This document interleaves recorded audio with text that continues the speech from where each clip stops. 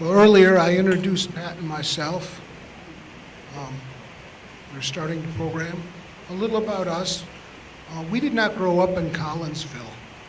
We're noticing when we talk to people that many of them know quite a few of the people in the banners. That's kind of different to us. We didn't know any of them. I grew up in Chicago. Pat grew up near Philadelphia, Pennsylvania. I was in the Marine Corps for 20 years.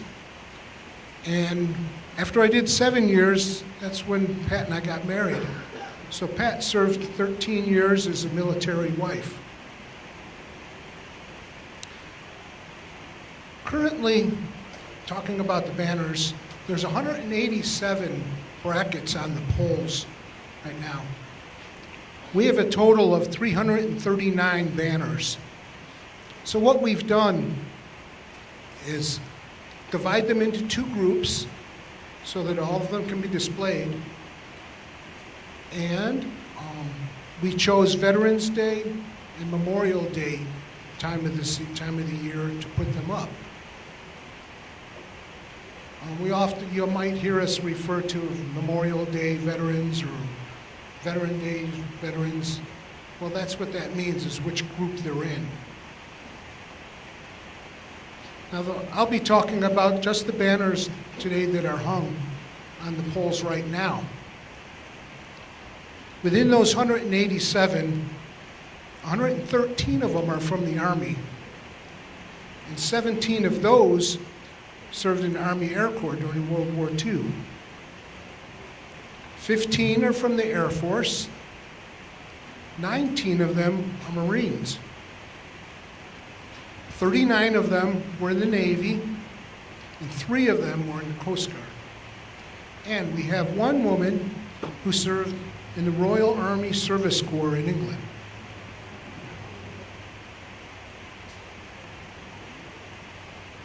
Now, of those that I've mentioned, 4 of them served in World War I. 79 of them served in World War II. 27 of them served in Korean War. In Vietnam is where 42 of them were serving. 9 were in the Persian Gulf War, and 17 were involved in the global war on terror. At the time when these banners were made, 11 of them were currently serving in active duty. And one of them has, I don't know if you've seen it already, it has a family on it. There are 3 men, a grandfather, a son, and a grandson, all in the same banner. Their service stretched continuously from 1941 to 2013. And that went from World War II to the global war on terror. One of the banners has 3 siblings on it, 2 brothers and a sister. They served in World War II. We have one banner of a veteran that was killed in action. That was during Vietnam. And then 5 veterans that are displayed on the post right now were POWs. One of them also is a picture of the veteran and his wife.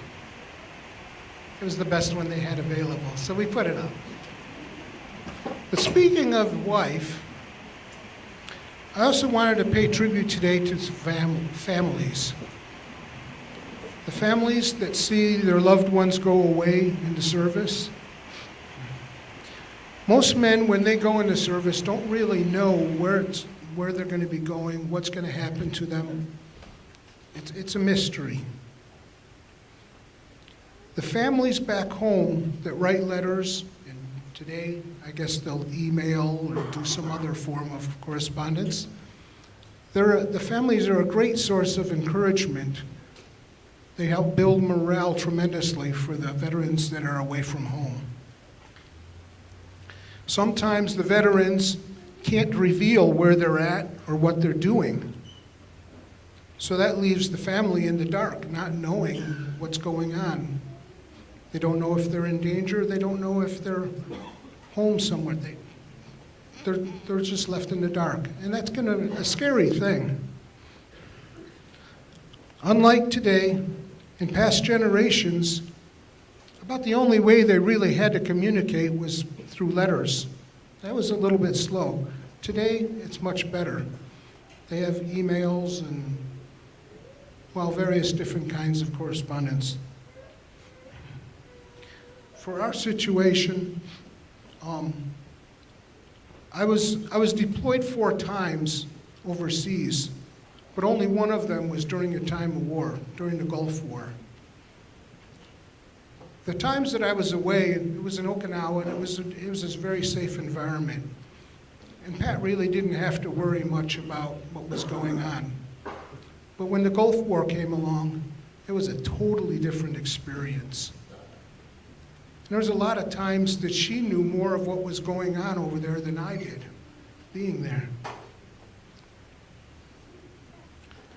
In previous wars, like World War II, some of these separations lasted years. So the family, the military spouses, and the families left back home deserve a lot more credit than what they usually deserve. Well, today, there's 2 ladies. I only know the name of one of you. I'm sorry. But Nicole Lanahan is going to come and talk about the Got Your Six Support Dog program. It's another benefit and privilege veterans have to recover from things they've experienced during war. Please welcome Nicole.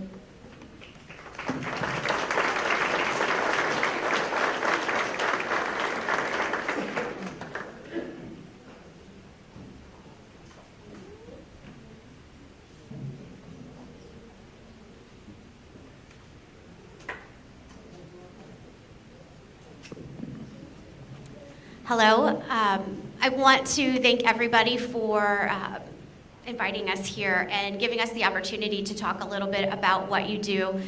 If you live in Collinsville, I'm sure you've seen the van. Is there anybody who hasn't seen the van with the American flag and the big dog on it? It's everywhere I go, everybody's like, I've seen the van everywhere. So maybe you know that we exist, but you don't know what we do. Or maybe that you know that there are PTSD service dogs, but you don't know what the point is. Like, what do they do? Aren't they just pets that you're just trying to get on an airplane? What are they? So, and for some people, yes, that's a problem, but we'll talk about that. We have 2 different dogs in our program. We have, for example, we have our service dogs, and those dogs in training that we train, they will be wearing the green vests. We also have our therapy dog division, and this is Izzy and his owner Kelly, and those are personal dogs that we will put through classes, make sure the temperament's okay, and they'll go do visits, things like nursing homes. We go to the detention center, we'll go to schools, libraries, scenes of crisis, anywhere where people need comfort. So we do have that division also. Our service dogs, again, wear the green vests, and normally they say service dog on them. If you look at Recon here, his says educational ambassador, because I want to make it clear he is not a service dog. He was one of our service dogs in training, but he flunked because he just. We do, and I'll talk about our rigid standards. We have very, very high standards for our dogs. And Recon, and you're thinking, boy, he's so good. How did he not make it? And we'll kind of talk about that. But what you don't know about Recon is he has the attention span of a gnat.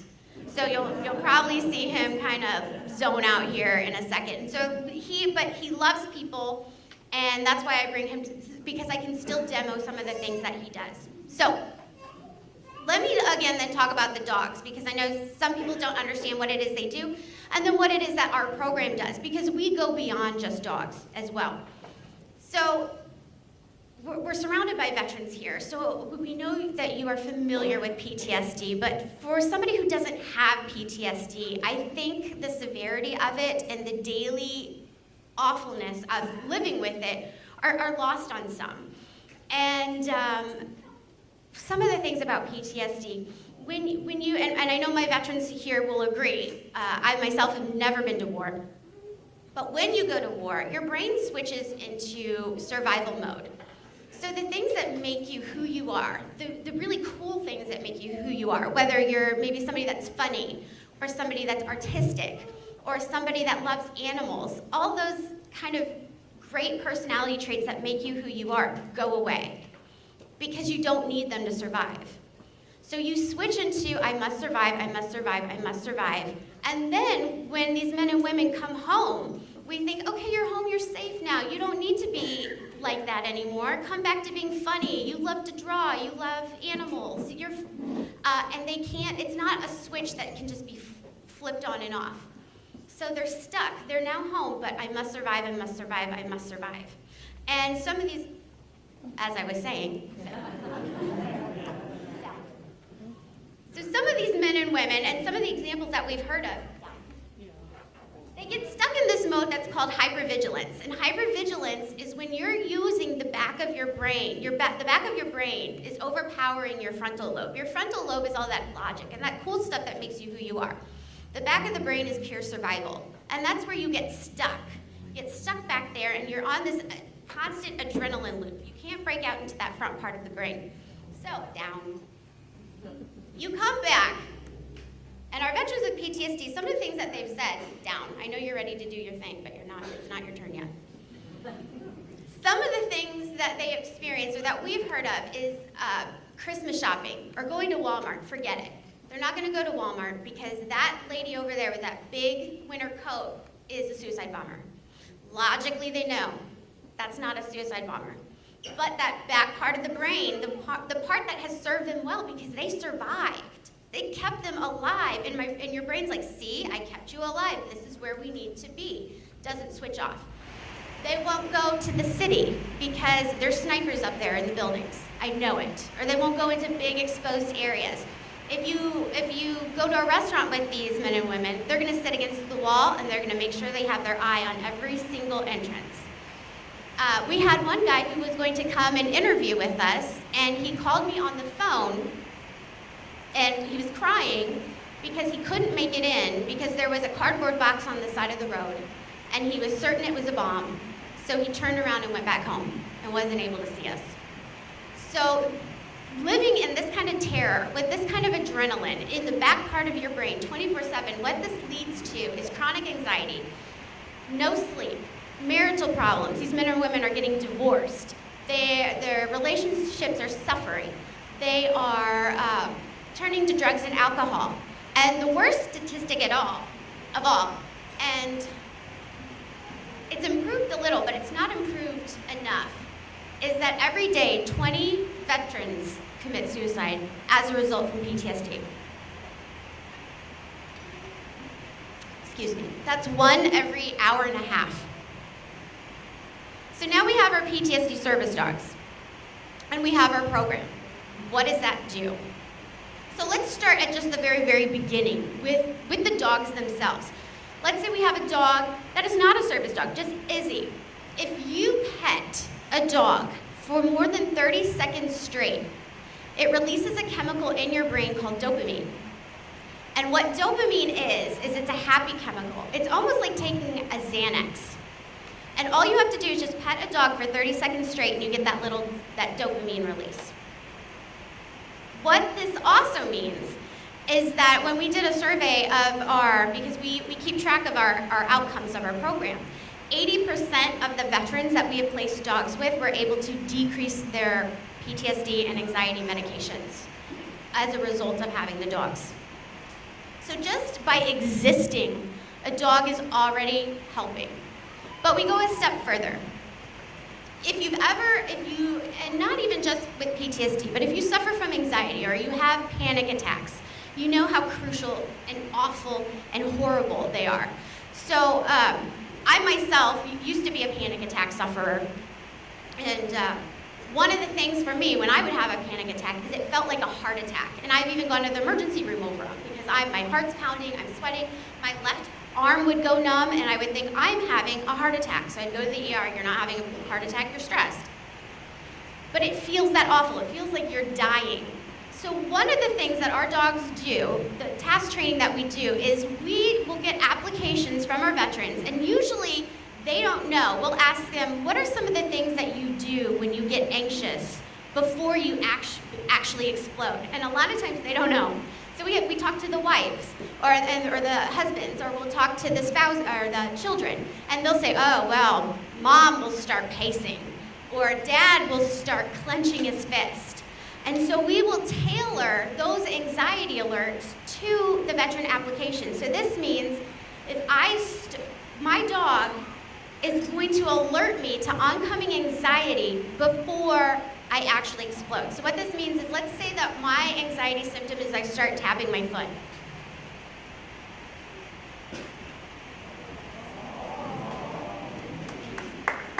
So, again, he was trained as a service dog. He's just doesn't have that very good attention. So if I'm doing something like tapping my foot, or my personal anxiety alert is I'll start scratching the back of my arms. And if you ignore them, the alert's only going to get bigger.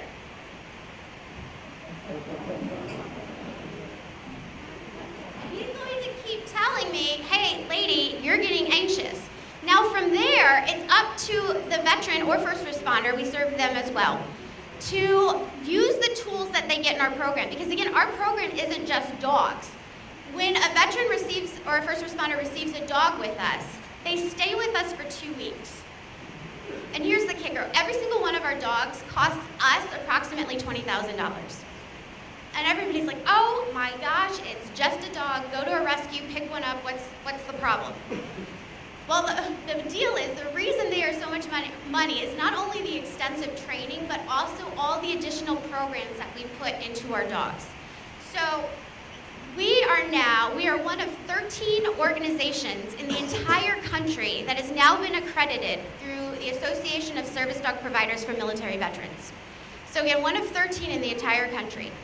So in order to maintain our accreditation, our dogs must be trained 200 hours in a trained setting and 60 additional hours out in public. We try to get our dogs on planes and in the mall and shopping and everywhere, so they're exposed to everything that the veteran or first responder is going to be exposed to. From there, we also, when our veterans come with us, they stay with us for 2 weeks. We always give priority to our local veterans, but we have had veterans from Mississippi, Texas, Iowa, Idaho. We take applications from across the country. Now, when they stay with us for 2 weeks, and we pay for all of their hotel, we pay for all of their meals.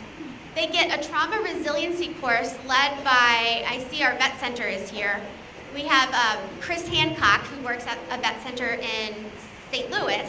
He is a combat veteran and Missouri State Trooper, and he's also our therapist.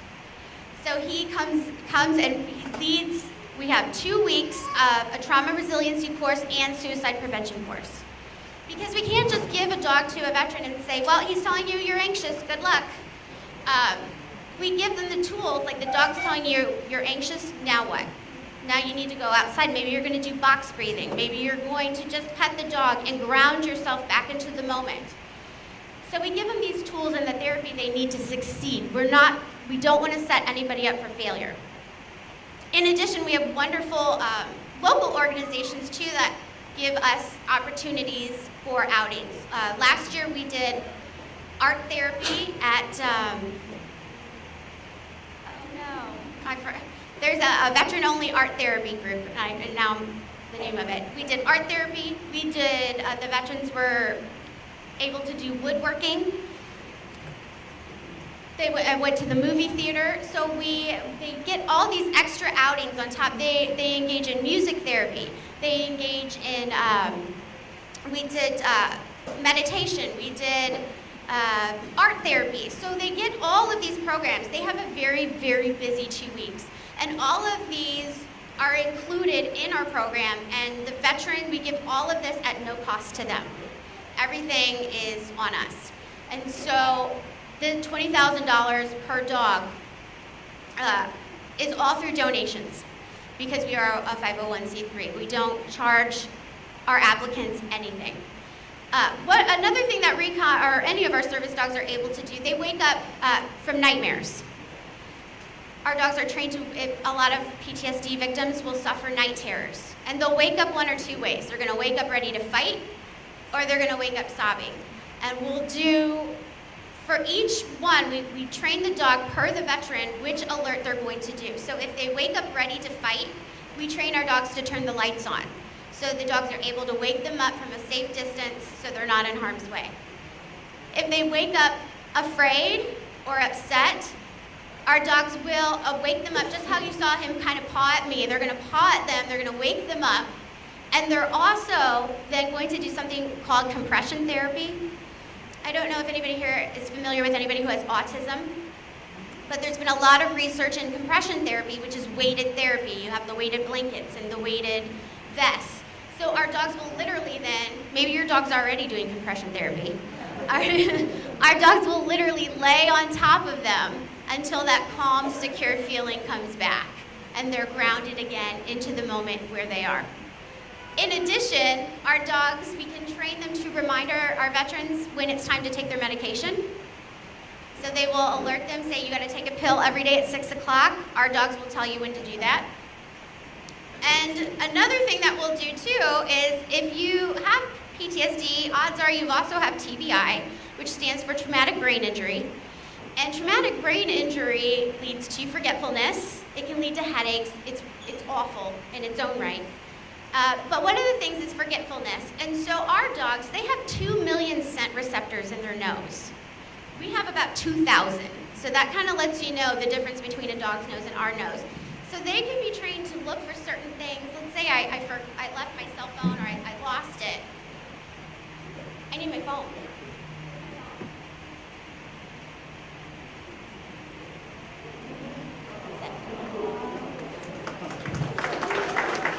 So again, thank you.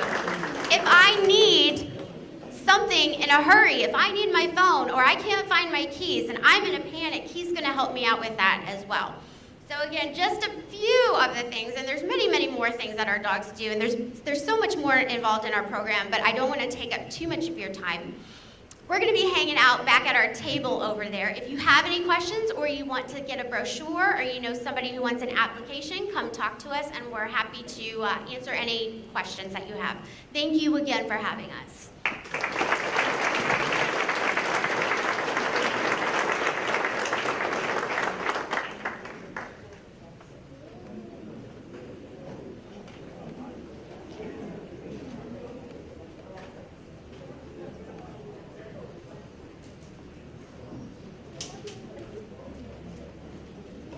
What a great presentation.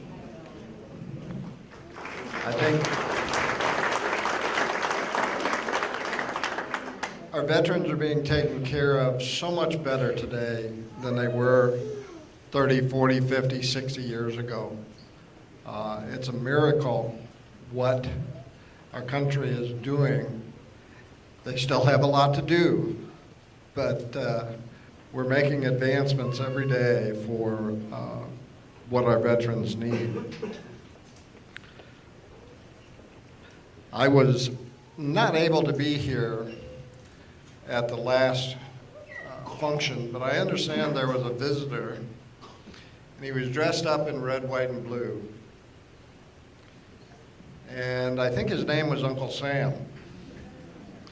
And he made a presentation, and Pat asked me if I would be Uncle Sam today, and I said, well, I'm not dressing up in red, white, and blue. I don't have the beard, I don't have the, but I will talk a little bit about Uncle Sam. But before I talk about Uncle Sam, I'd like to talk about Pat and Lenny and what they've done to make awareness of the veterans in the city of Collinsville. I think they deserve a great round of applause.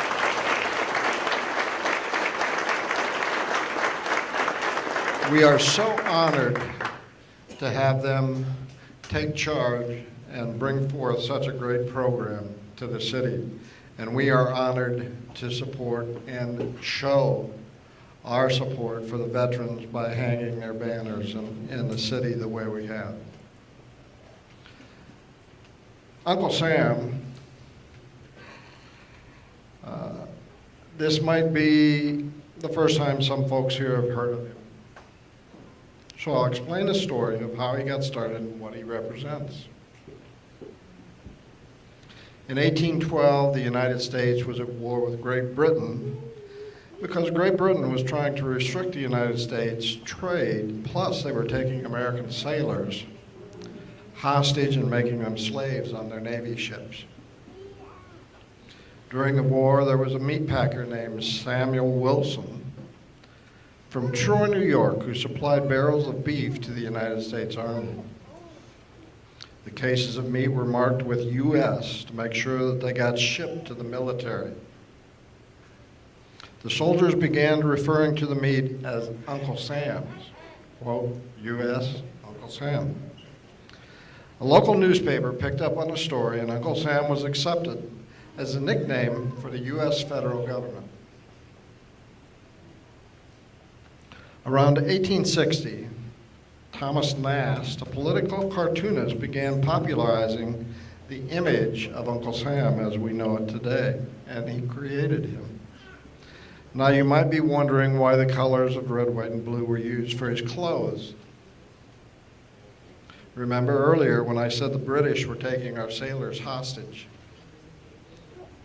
During the War of 1812, the British had a lot of our sailors on ships in the Chesapeake Bay around Fort McHenry in Baltimore, Maryland. It was September 14th, and it was raining cats and dogs, and no offense to the pups back there. But it was raining very bad. In the bad weather, the fort would fly a storm flag. It was about 17 feet by 25 feet, so it was a rather large flag. A young lawyer named Francis Scott Key was on one of the ships in the harbor. He was there to negotiate the release of the American men held as prisoners. Because Francis Scott Key overheard the British were going to attack the fort, the British held him on the ship. The British warned the soldiers in the fort that unless they lowered that flag, they would get bombed by the ships in the harbor, and Fort McHenry would lose all. They would not lower the flag, and they bombed Fort McHenry for 25 hours. Every now and then a bomb would come close to the flagpole. It would lean a little bit. But then when the soldiers would right the poles, she continued to fly. She meaning our great flag. The bombing went on all night. Over 1,500 bombs and rockets were fired at the fort, lighting the flag, and it was still flying. Then the men in the fort raised a bigger flag to make sure the British got the message. This flag was 30 foot by 42 feet. What a sight that must have been. Then in the morning, he wrote a poem about what he saw as the sun came up. Here's part of it. Oh, say, can you see by the dawn's early light what so proudly we hailed the twilight's last gleam, whose broad stripes and bright stars through the perilous fight over the ramparts we watched were so gallantly streaming. And the rocket's red glare and the bombs bursting in air gave proof through the night that our flag was still there. Yes, his poem became our national anthem.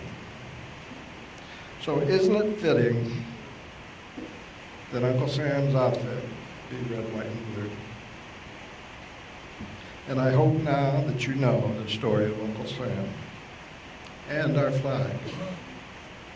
And when you hear our national anthem, you will stand proud, remove your hat, place your hand over your heart, and have greater appreciation for what it all represents. Many veterans have given their life for what it represents. Thank you for being here today. God bless America.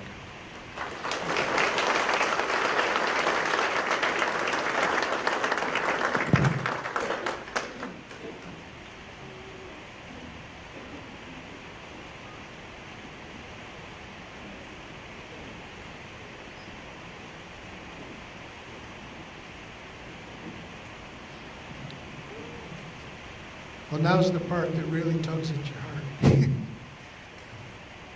The band's going to play the hymns for each of the branches.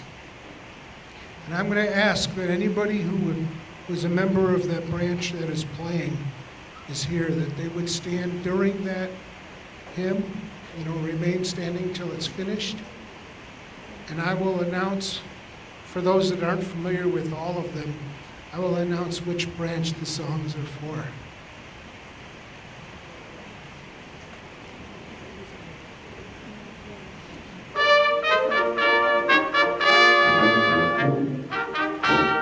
The U.S. Army,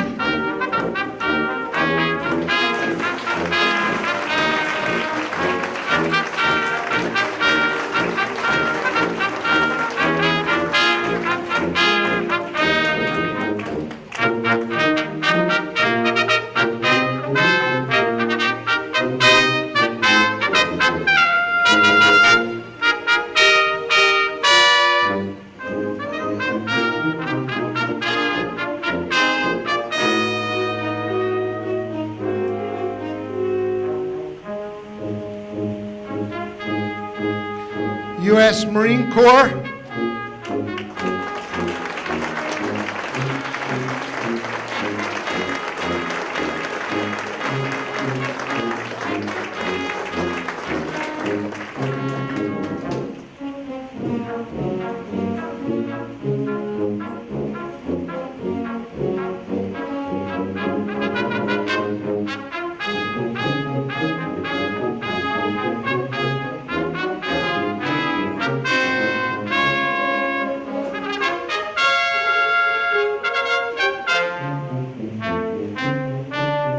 United States Navy,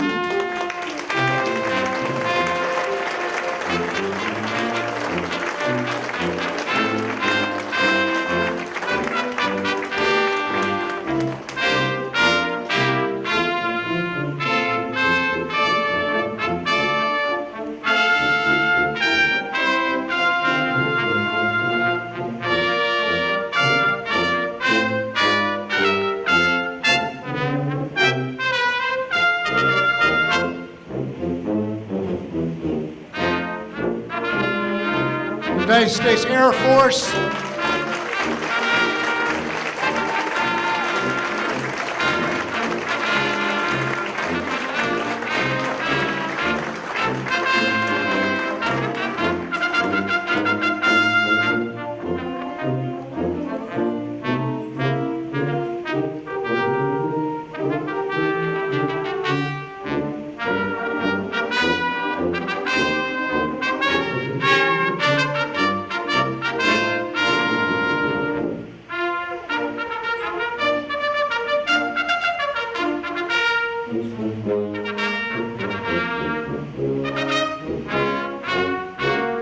United States Coast Guard,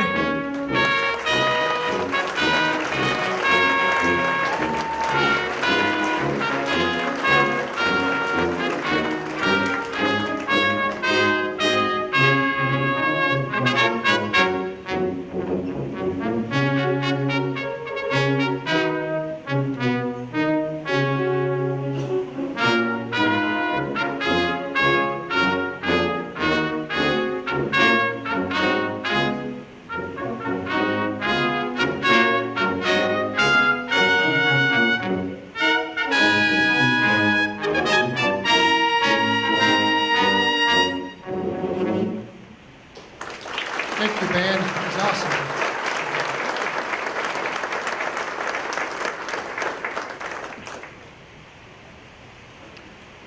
Well, one family donated some keepsakes to give away to some veterans, and we kind of drew names and picked out some people to give these to.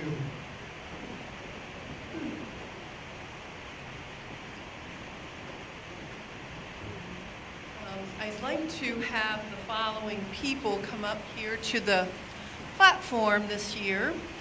For the Air Force, Edward Osabin or his family.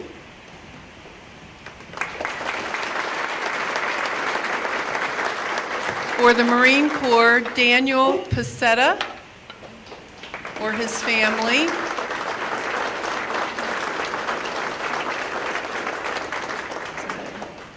For the Navy, Clarence Jackson or his family.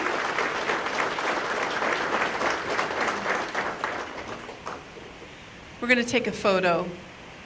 Crystal, are you available? Okay. Can you stay up here to take a photo, Mr. Bissett? Oh, okay. All right. For the Army, John Patrick.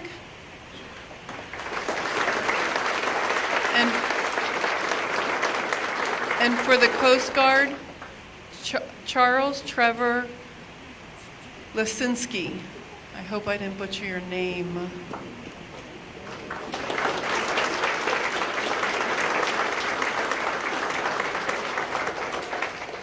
These are cutting boards that one of our committee members found.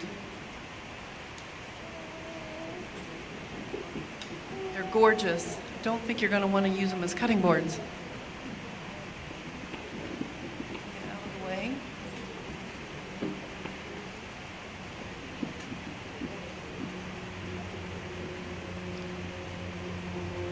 Thank you, Crystal. Yeah. Can the group?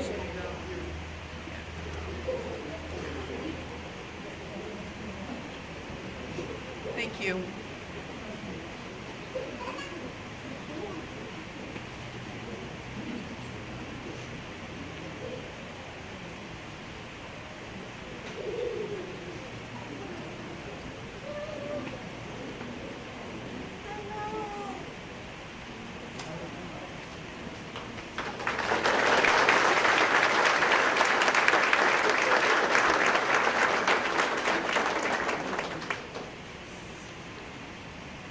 Okay, and right now we have our VFW Honor Guard that is going to be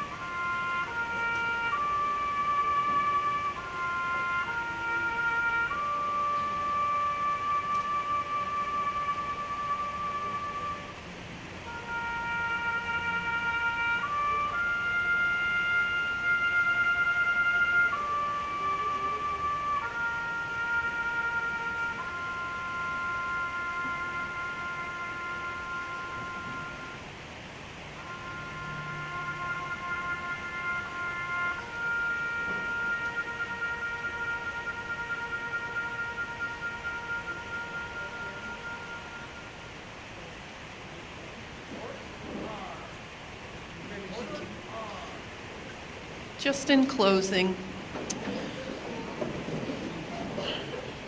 I wanted to remind you about the parades that go on each year. The VFW has the Memorial Day Parade on Memorial Day. The Collinsville Hometown Heroes, we're going to be participating in both the parades this year, so we'll have a car with a banners on it in both the parades this year. The American Legion does the Veterans Day Parade, so we can encourage you guys to participate in or to come out to the parades this year. We'll be throwing candy. We also have tables in the back of the room. The Veterans Center offers a readjustment counseling and general VA questions that are the tables there. Madison County Veterans Affairs offers financial assistance and outreach services. So if you have any questions, the gentlemen are there to answer your questions. There's also, I think in the hallway, Jennifer is out there. There's still a few photos that we have left from the last 2 years if you think you did not receive from some of your photos. Also, are they in the back? On your way out, we have booklets of all the photos that are of our banners. Each family is welcome to one booklet per family. They're beautiful booklets that one of the families donated to our families. You're welcome to have one of those booklets. There's also a Collinsville Hometown Heroes Facebook page if you would like to have your veterans honored there. Give me a call and we'll get some more information up to you there. And we're officially announcing we're going to take some more banners. We have a few more brackets that are available. We have 35 orders that we can take starting August 1st. We'll be putting that on Facebook, the Collinsville Connection, and also our Collinsville Hometown Heroes Facebook page. So you're one of the first people to hear about the new orders that we're going to be taking. And again, it'll be $100, which amazingly after 2 years is the same price as you guys got your banners for. So I'm very pleased that our company is able to do that for. The dogs, she said, are still available if you want to go talk to her in the back. And our committee, Lenny and I, want to thank you all for coming this morning to honor our Collinsville veterans. So thank you very much for coming and doing that, and hope you guys have a wonderful day today. Thank you for being our veteran families. Have a good day.